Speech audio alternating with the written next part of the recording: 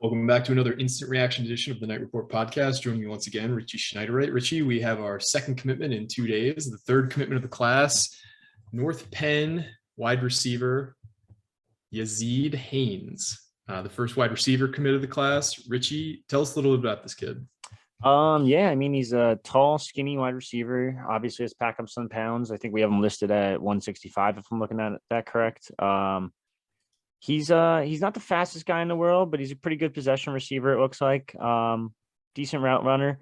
Nothing crazy, but again, another kid that you beat out a couple of Power 5 schools, and it's a solid win for Rutgers. You're beating out Boston College. Ole Miss actually offered him, but I think that was more of a Watson Partridge type offer. And then at the end of the day, it was West Virginia Rutgers, and the kid chose Rutgers in the end. It's maintaining that Philly area presence, even though Fran's gone. I'd assume that Demir Shaw was the lead recruiter in this one. Yeah, no, he was. This is actually his first verbal commit, technically, since he got promoted.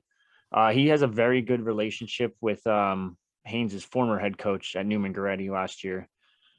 He spent last year at Newman Goretti. I mean, his head coach there was Albie Crosby, who coached Shaw's brother, I believe, back in the day. I think it was his cousin from what I read. Cousin, yeah. I forget what it was, but they have a very good relationship. They're very tight. Crosby actually brought his little 7-on-7 group, the PA Playmakers, up to campus recently. But yeah, no, I mean, Shaw's got a ton of connects over in the Philly area, and this might be the start of something for a little Philly to Rutgers pipeline going. Yeah, so Yazid was Anthony Johnson's teammate last year, who's now a freshman at Rutgers.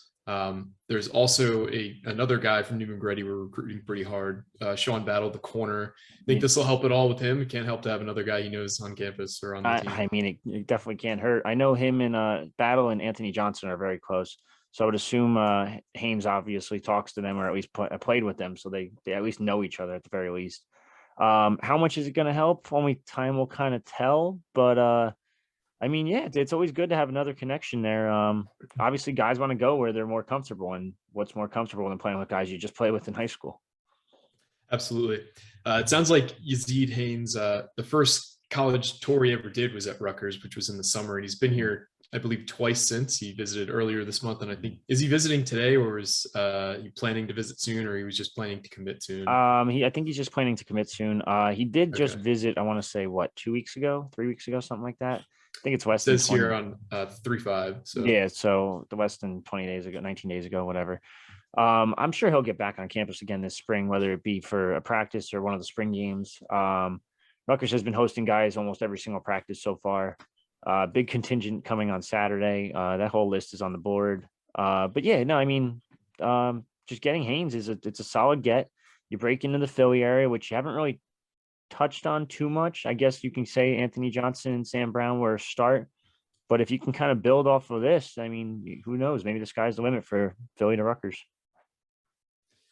Yeah, because they certainly have a lot of talent there this year in and around the area. Like you have Samaj Bridgman, who I know we're recruiting hard. James Hurd is a former South Jersey guy who's now at St. Joe's. Josiah Trotter, we don't have a chance with. He's probably going to a bigger school. He's Jeremiah Trotter's son. Yeah, he's probably Clemson bound. His brother just went there, I believe, last year. Yep. Marcus Dixon is another guy from the area. Yeah. That's another guy we're recruiting hard. So it seems like they're really making the Southeastern PA area a priority this recruiting cycle. So now that we've had 2 commits in 2 days, people are kind of going to be thirsty for this. Is there anybody else that is very high in Rutgers right now that you're aware of that might be other than Eric King, who we've kind of been talking about for months and months and months now? Is there anybody other than him who might be the next to pop? I mean, I thought he would have committed by now. He got the other visit of Syracuse out of the way. I thought that was kind of it. Like, lock it down, lock it in. I'm actually gonna have more on this in the war room, but I'll give a couple of the names we've been talking about. Gleitman just posted his Inside the Banks today. Logan Howland is one. He's a Westfield, Jersey native, down at the Hun School now. Transitioned from a tight end to a tackle. Rutgers offered, I want to say 2 weeks ago, something like that, a week ago. It was during he was on campus for the Penn State game versus Rutgers Hoops. And 2 days later, got a phone call, got an offer, and he's very high on the program. One to watch there is kind of Virginia and Illinois. Those two programs always tend to try to get into Jersey once in a while. Obviously, Illinois has New Jersey quarterbacks galore over there. Pretty much, it seems like. Yeah, it's like their entire Larry's, QB room is Jersey guys. Yeah, it's insane. So I could see them trying to keep that pipeline kind of open. Other than him, Jasir Peterson is one to watch. He's still heavily involved with Rutgers, still talking to them a ton. Now the intriguing thing with him is I'm told they're not sure if they want him as an offensive lineman or a defensive lineman. I know talking to Okay. his trainers, some of them think his upside's on the defensive line. Talking to a couple other people, some of them think it's on the offensive line. So I mean, it's more of one of those guys you just kind of take and figure it out later. But no, he is very high on Rutgers still. He got a couple visits out of the way, added a couple offers, went to BC recently, enjoyed the trip. But I would still argue that Rutgers is probably at the top, if not near the top. So I mean that's another name to watch. It's kind of it right now off the top of my head. These two kind of came out of nowhere, but we knew Chris Johnson was kind of visiting, so we kind of could have put two and two together there. Yazeed Haynes, I didn't expect him to commit this early. I expected him to do a couple camps and then commit, but to get him on board early is huge. And then John Stone. John Stone's the biggest, arguably easily the biggest commit of the group so far. And I don't feel like we don't talk about him enough because he's at a small public school down in South Jersey. It seems like there's one or two of those guys every year who he's a very talented kid, but just not really into the whole process. And he just kind of shuts it down, stays low key. John Stone seems to be that kind of personality. But from everything I've seen and heard, like he just got back into wrestling for the first time in years. And he had a really good season at Washington Township. This guy Howland, though, he's got some good size, 6'7", 265 is what he's listed at. He's got a ton of offers in the database. He's made 3 trips to Rutgers, though. It looks like we're one of the only schools he's actually visited. And obviously he's a Jacob Allen teammate. So we have to have a leg up there. I believe I saw Jacob Allen like posting or retweeting like Howland's offer from Rutgers. Oh, I wouldn't be shocked. That kid's going to be like a recruiting coordinator in the future, without a doubt.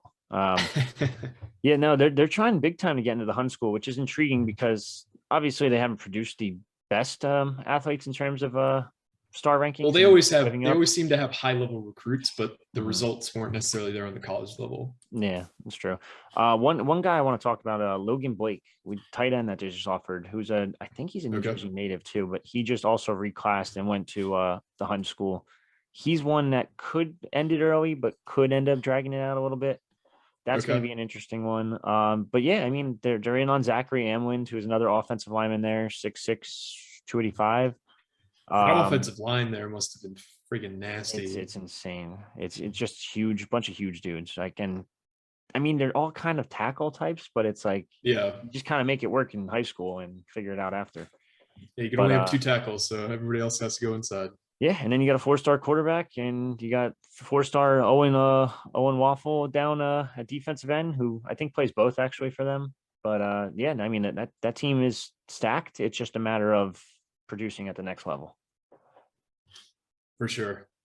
Well, I mean, this is another one that, like you said, kind of came out of nowhere. So that's really all we have on this kid right now. But obviously more stuff will probably trickle out about this kid as you guys actually get to talk to him and as, you know, the days pass. Is there anything else that you wanted to say or bring up before we sign off for today? No, I mean, by now I would think, if not already, Alex is supposed to have the quotes with the kid. Talking about the Rutgers visit, Rutgers offer, Rutgers commitment, et cetera, et cetera. Hoops recruiting's in full swing. I know we were just talking about transfers off camera a little bit not too long ago. They're in on Princeton transfer Ethan Wright, who's got a ton of interest, it seems like. I was actually told today that it seems like they're not even going to go the high school route anymore. Remember how we reported, I want to say 2 months ago, where it says Pike's like going high school route, looking at this RJ Lewis kid. Yeah. Apparently, so he told, I'm going to put this in the war room too, but he told RJ Lewis that, sorry, man, we don't have room for you. We're taking transfers. Wow. Transfers. So there we go. So now, I mean, that's just the way of recruiting now. I mean, yeah, it's a much more finished product. Like, what would you rather have? A guy you've seen, you know, do it against, even if it's like not great talent, you get to see like he's been in a college weightlifting program for 2, 3, 4 years. You see how he's able to, you know, be defended against smaller guys, bigger guys, against stronger opponents, weaker opponents. So you get so much, like the process of like figuring out how good the player is just basically finished for you if you're taking a transfer versus taking a high schooler. Especially for hoops, I feel like it's a lot easier. Yeah, you're gonna miss on some. You're gonna have like the Ralph G types where it's like, all right, shit, that one didn't work. But then you have a CJ Geddes who was like came out of nowhere from UNC Wilmington and turned out to be a damn good center. Yep. Trying to think, Andre Hyatt, who could develop into something. Quasi Yaboa was pretty damn good. Jacob Yeah. Young was good for his couple years. Like, that's just the future of basketball, and I think most sports, if not all, we're seeing it in football now, but it's a little bit harder because obviously a bigger team. But wrestling, look at Greg Bolsack. I don't think anyone expected him to have an All-American year, and there he is, All-American. I think of all the, maybe not all, but I think Goodell's absolutely going to dominate transfer portal. Like he's already made some pretty good transfers. Like you said, Bolsack, like Nick Suriano. Yeah. First NCAA title winner for Rutgers. I think he's going to do so many things because we also have new facilities for the wrestling program. So there's a lot to sell there. And I think there's a lot to sell with the basketball program too. Pike, I hope Pike just goes all in. He doesn't make half measures. I just hope he goes all in with the transfer portal because that's just the way things are now. Yeah, I mean, you got to sell these kids. Obviously, it wasn't a great sale pitch last year. You got to change that up a little bit, figure it out. TJ Thompson switching in for Steve Haynes going to help a little bit. Yeah, I'm intrigued to see what happens. I know some people keep speculating they're going to lose an assistant. I don't see that happening. I think we talked about this last pod or not. I don't remember. I think we briefly brought it up. Yeah. Yeah, that's not going to happen. I don't. So I mean, at least it's not going to St. Peter's for what it's worth. But yeah, I mean, transfer portal is going to be exciting off season. For sure. And like every program in the country is doing it right now. Unless you could land like a top 50 kid, I think you go transfer portal. Like look at what John Calipari's doing. He's going after those one and done kids. And if he can't get them, he's just taking an awesome mid-major kid or a guy who's not, maybe being utilized correctly. Like I think the national player of the year, like the number one candidate for that is a transfer to Kentucky. I forget his name. It's like really, I'm so bad with it right now. I stopped paying attention to Kentucky when they got knocked out by St. Peter's. Yeah. Did you see the Barstool bench mob got kicked off St. Peter's campus? Yeah, I don't know what that was about. That was just random. It's not like there's not many people there in the first place. Like, just let them on. Yeah. I don't know. The whole thing's just nonsense. Like, whatever. They're gonna get destroyed. Who they play? They play Purdue, right? Playing Purdue. Yeah. Yeah, that's my champion right there. I still got my Final Four, so we're riding on this. Who's your Final Four? Purdue, Texas Tech. Who are the other two? Wow, you have Texas Tech beating Gonzaga? Yep. I forget who the other two are. I had it pulled up. Who's in the other bracket? I don't even know. Hold on. Now I gotta look this up.